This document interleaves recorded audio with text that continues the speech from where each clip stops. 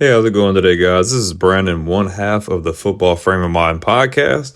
We're here today to do an NFL Week 5 preview. Really excited to do that with you guys. But before we go any further, I just want to give a shout out to Cam, all the hard work he puts in, all of the ideas he brings to the table, all the editing he does on our audio and our video. We just want to shout him out and just say thank you for all the hard work you do, as well as we just want to thank Off the Ball Network once again just for giving us an opportunity to reach more and more fans on a different platform. Thank you for the opportunity, and we just hope that this partnership continues to grow and that we can continue to reach fans and continue to put out great and awesome content going forward. Now, if we're going into NFL Week 5, there, in my opinion, some lackluster matchups. There are some good games. We'll probably get into maybe 4 games or so, just based on, I guess, where things fall. But if we're just going to start with my first game, I want to talk about the Houston Texans going to Atlanta to take on the Falcons. Interesting matchup. Both of these teams are sitting at 2-2, kind of in the thick of things in their divisions. The Falcons are right there in second place behind Tampa Bay. As you guys know, New Orleans dropped their game last week. They dropped to third place, while the Panthers are 0-4 at the bottom of the NFC South.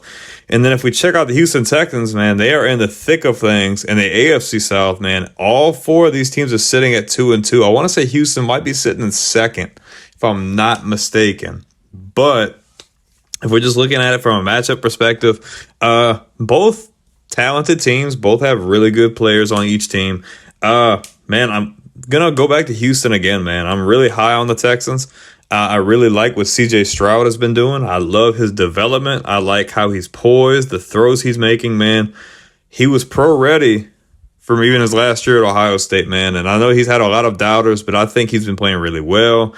As well as, let's just go through some of his weapons. You have Damian Pierce in the backfield. You have Devin Singletary. But let's talk about this receiving core, man. Yeah, you have Dalton Schultz at tight end, but man, you've got Tank Dell. You've got Robert Woods. You've got Nico Collins. You have an explosive offense, and they've shown that this far. CJ Stroud has no problem spreading the ball out and just taking the top off of defenses, man. You've seen what they did to Pittsburgh last week. He looks really good. If I'm looking at the Atlanta Falcons, also another good young team. Desmond Ridder is trying to come into his own and develop and try to cement himself as maybe their starter going through after this year. Bijan Robinson looks really good so far in his rookie year. Really talented in the pass game and the run game. He can pass block or run block, all that good stuff. My concern with the Falcons are that they're not utilizing Kyle Pitts at all. You have a freak athlete at tight end who's really fast, can catch the ball. I don't know necessarily what's going on with Arthur Smith and them down there, but he's only had like 19 targets, and we're in week 5. I don't know what's going on with them, man. You need to get him involved, man, because I don't know if that Falcons offense can go blow for blow with the Texans. I mean, the Texans dropped 30 on Pittsburgh's defense last week, and I don't know if I'm sold if Atlanta can go blow for blow and be able to score with Houston. Although I think it'll be a really good matchup between a couple of really good young teams. If I had to put money on it, I'm more than likely going in with Houston, just based on what that offense has been able to do. The defense doesn't look that bad either, man. They look young, they look hungry, and they just look like they want to play for DeMeco Ryans, man. You can't go wrong when you have a young team that wants to win and wants to establish a culture and just wants to do the things right. But I would not be surprised if Atlanta could pull this game out. But if I'm going with my gut, I'm going to say that Houston Texans pull this one out. Now, if we're going to go with our next matchup, I'm talking about the 4-0 Eagles going to LA to play the Rams. The Rams are sitting at 2-2. The Eagles are 4-0. They're one of the hottest teams right now. I think there are only 2 undefeated teams left, with them and the Niners sitting at 4-0. No, I don't know. This is not necessarily just going to be a one-sided game. The Rams have really had a surgence of young players this year. Obviously, you know, they have Matthew Stafford. They have Cooper Kupp, but man, Nakua at receiver and Kyron Williams at running back, dude, they've been awesome. Nakua for sure has just been a big-time breakout player, just taking over in that pass game where they've been lacking at. And Kyron Williams has put up really good numbers too, especially for a rookie. I've got Williams on my fantasy team, and he's been performing really well for me up to this point. The Rams are just in a weird state right now. They're sitting at 2-2. I don't see them being able to compete with Philadelphia. I think Philadelphia is really, really talented on defense. And I just don't see the Rams being able to contain Jalen Hurts, DeAndre Swift, A.J. Brown, Devontae Smith. They're loaded on offense, guys. I think LA will give them an okay game for a little while, but I don't see this one being close. I see the Eagles winning this game and moving on to be 5-0. We'll see what happens with the Rams as we get further into the season. But, man, just like I've said before, the Eagles are the favorite coming out of the NFC for sure. Going into this next game, I think this game could be a trap game for the home team, and that game is Jacksonville at Buffalo. I know Jacksonville is in that same division as Houston. They're both sitting at 2-2, like I mentioned earlier. Buffalo's coming off of a big win over the Miami Dolphins last week, where I don't know if many people were picking Buffalo to really beat a team that Miami was hot. They were 3-0.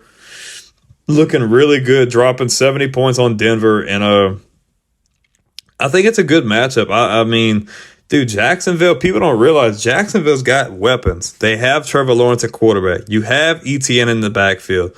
You have Evan Ingram. You have Calvin Ridley, who looks like he's starting to get really comfortable in this offense and catching the ball from T-Law. I mean, they're dangerous, man. They're not bad. You have guys on defense. You have Josh Allen and them guys running things on defense.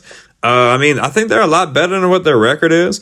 But I think Buffalo's a really good team too, man. I mean, look, you still have Allen, you still have Diggs, you still have Gabe Davis, Dalton Kincaid, Dawson Knox, those guys like Milano, Von Miller, and guys on defense. I think it's a really good matchup. I mean, it probably favors the Bills because it's a home game. But, I mean, anything could happen, man. I could see Jacksonville going into Buffalo and stunning the Bills only off of the account of I think Jacksonville's offense can be really explosive if they get hot. And we don't know if Buffalo's going to be kind of on a high after beating Miami and containing that offense. Like I said last week, man, they contained Waddle and Tyreek Hill for less than 100 yards each. They both had like maybe 50 yards, give or take. But, man, like I could see the Bills maybe still feeling on that a little bit. Maybe the smell in their roses is a little too much. And I can see Jacksonville getting hot and going blow for blow and maybe being able to outscore Buffalo. I don't know. My gut's telling me the Bills will probably win at home just because I think they've got a better roster overall. But when I really sit down and look at it, Jacksonville is a shot. So I really wouldn't count them out. I think it'll be a really good competitive game. But I'm going to go out on a limb and I'll go with the upset. I think Jacksonville pulls this one out, but I don't think it's anything more than 7 points. And I've got one more game I want to go over. Probably the best matchup of this week. Like I said, there's not really a bunch of really good matchups, but this one's got to be the best. And I'm talking about Dallas sitting at 3-1, going to the West Coast to play the 49ers, who are sitting at 4-0. This is a really cool matchup. The 49ers are playing really well. It seems like things are really clicking for them on offense and defense, man. Their offense is prolific. Between Purdy and freaking McCaffrey and Ayuk, Kittle, Samuel, you go to defense, you've got Bosa, you've got Warner, you've got Javon Hargrave. Dude, I'm going to keep saying it until oh, man, it's just they are loaded from top to bottom. But I don't want to discount Dallas, man. They're 3-1. They've only got one loss on the year. You still got Dak. You've got CD. You've got Tony Pollard. Yeah, you have a few injuries here and there, but I don't necessarily know how to gauge this game. I don't want to just write Dallas off because I think Dallas has always been, especially in recent years, has been a really good team in the regular season. I'm just not fully sold on Dallas, and I don't know what's going on. Yeah, they're sitting at 3-1, but we don't really know what's going on behind the scenes. And me and Cam have had this discussion before. I think the Cowboys have a good roster for sure. We're not even in playoff time yet, and I'm thinking ahead, but man, I just don't know if Dallas can compete with that defense. Like, I don't know how Dallas's offense is going to translate against a loaded 49ers defense. And with Diggs not playing, with him being injured and them having a few other key injuries on defense, I don't know if the Cowboys can contain that 49ers offense. I'm not saying blowout, but man, like, there's only so many people that can cover. I mean, yes, you still have Micah Parsons. You still have some other guys on that defense that can play really well and get after the quarterback. But, man, are you going to be able to stop the run game? Okay, cool. If you can stop the run game, you still have to worry about the pass, because just because McCaffrey's not getting the handoff, he's a huge asset in the pass game, man. And Brandon Ayuk and Brock Purdy have looked really good together. Man, they just seem like they have a really good connection, and it doesn't look like it's slowing down anytime soon. And I know I kind of got on George Kittle for his performance last week, but man, like, he's a great red zone threat, and he can take over games if you leave him open and you give him space. So, I mean, I think Dallas has got a good team. I just don't think I'm sold that Dallas can contain that offense. 49ers defense is elite, and man, their offense is clicking, and I don't see it slowing down. I'm going to keep seeing them getting better and better. I've got the 49ers improving to 5-0, and I've got them winning this game as well. Oh, man. And they've got some other games here and there, but it just seems like a lot of like struggling teams who are trying to get over the hump and try to get back on track. Man, I would really like to see the Panthers get a win. At some point, they're sitting at 0-4, but they've got Detroit this week, and I just don't see Detroit dropping one to Carolina. But I hope they can get things on track. I hope they're not going to get the number one pick. Man, they just drafted Bryce, but I mean, I don't know what they're going to do if that would happen. But I guess we'll see, man. I see Green Bay's trying to figure things out. The Bears are kind of up in arms. They're sitting at 0-4, and we're sitting there wondering, like, what are they going to do with Justin Fields? Are they going to trade him? I know they just paid him. I don't see them doing anything like that. I think it's just the media overreacting and wanting something to talk about. But, man, they definitely have a lot of interesting storylines, and I think Week 5 will really be an interesting week for sure. And, hey, I hope that it's entertaining, to say the least. But, yeah, I just wanted to run through some games that you guys – once again, I just want to thank y'all for all the support, man. We're nearing 10,000 subscribers on YouTube. It's a big accomplishment. We've only been doing this for about 4 months, give or take. And, man, we are just grateful. We're thankful for all of your love, all of your support.